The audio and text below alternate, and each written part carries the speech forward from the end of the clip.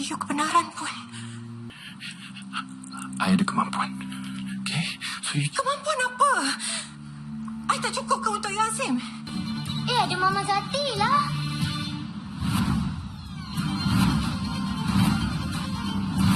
Can you explain to me what just happened? Diana, Tak, mana Daniel kenal perempuan tu? And kenapa dia nak panggil perempuan tu Mama? I tak ajak dia. Oh, sekarang ni salah I pula ke? Okay, just relax, okay? Relax. Macam mana nak relax? Tak, sekarang ni siapa perempuan tu? Skandal you? Look, Diana, sabar. Okay, it's okay. It's really okay. You tak rasa you dimadukan, kan? Lagipun, I still ada dengan you dan I boleh jaga dua-dua, percayalah. Mungkin lepas ni you rasa senang, you dah ada madu?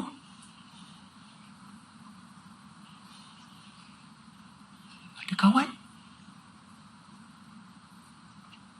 Madu?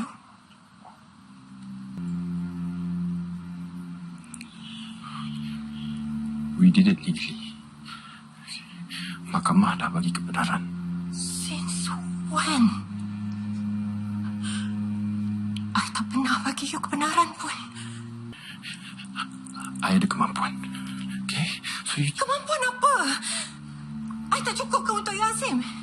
Diana, itu tak penting. Yang penting sekarang ni... Tak penting.